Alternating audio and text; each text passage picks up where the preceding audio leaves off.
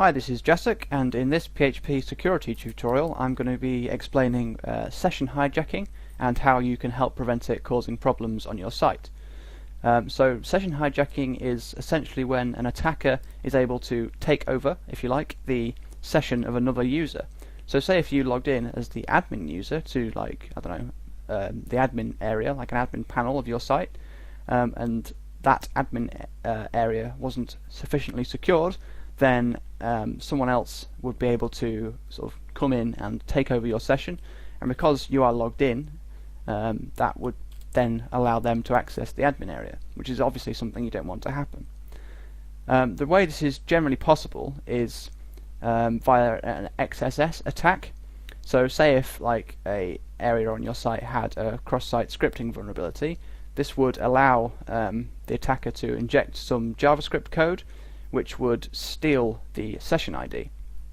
So the session ID is what PHP uses to identify which session should be loaded.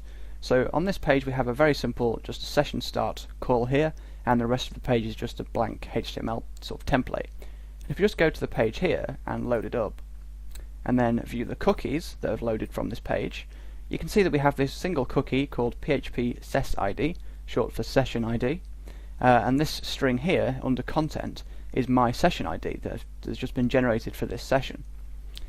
Now if the attacker was able to get this, they would be able to set their session ID to this by sending it as a cookie, just like I do when I load the page as a legitimate user, and then they would be able to access my session variables, which is obviously something you don't want to happen because that would contain all kinds of sensitive information, and also it may allow them access to various sort of areas.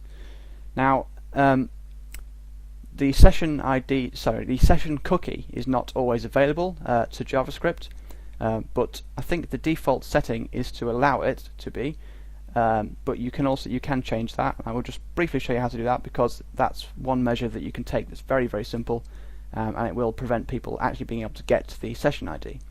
So to do that, what you do is go to in the code, just before the session start line, you need to set a php.ini setting. Now generally these are only configurable via the php.ini file, but this one, well, there are quite a few. This one and a few others are also configurable using the ini set function. The ini set function takes two parameters. The first parameter is the setting you want to set, and the second parameter is the value. So the parameter we want to set, or the setting we want to change, is session dot cookie underscore HTTP only, and we want to set that to true.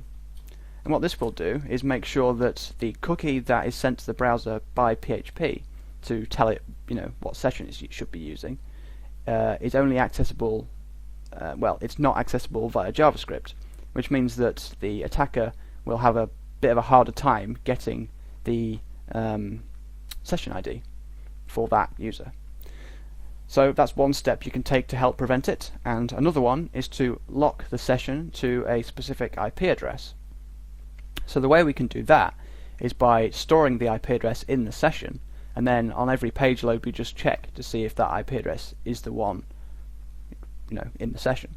So when the session is first started, we can do a simple check to see if the IP is already in the session by doing if is set session, let's just call it last IP, and if it isn't set, so if it equals false, we want to set it. So we'll just set it in the sort of standard way. So session, I can learn to type, session last IP equals server remote addr, short for address, and this just contains the user's IP address. Another thing that I probably should point out at this point as well, if you Google like PHP get user IP or something like that, you may find that people are recommending to check first if something called the x_4 or something along those lines is set.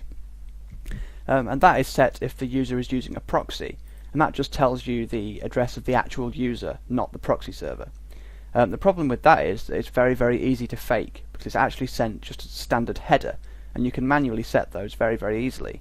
So for something related to security like this, you should only use the remote address setting or variable, because even if the user is using a proxy server, this will be the IP address of the proxy server, which is obviously not ideal, but it still offers some protection, unless the attacker then uses the same proxy server. If you just want to display the user's IP address, it's absolutely fine just to use the x4 header. But just as a quick sort of side note, you should always use just this for security related things. So anyway, now that we've verified that the session contains the IP address, we can just do a check underneath this to see if the IP address in the session is the same as the remote address that was the IP that the request actually came from.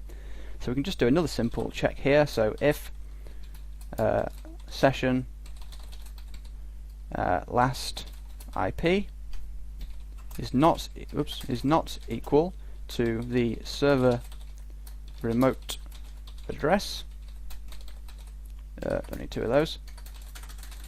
We just want to end the session, so we'll just call session unset, which will remove all of the session variables, and then session destroy, which will actually, sort of get rid of the session entirely. I think it's session unset. I would just, well, yeah, I'm pretty sure it is. I'll just professionally check that on my other screen while I think of something else to say. Yeah, session unset. Okay, so just by doing this very simple check, you can help prevent session hijacking. There are other steps you can take, however, this should do, basically. It's similar to the file upload tutorial that was uploaded.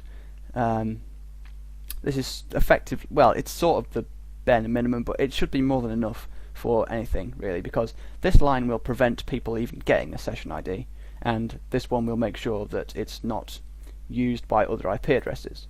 So yeah, that should basically do. Let's just make sure that I haven't made any typos. Looks like I haven't, so that's good. So thanks for watching, and hopefully this was useful.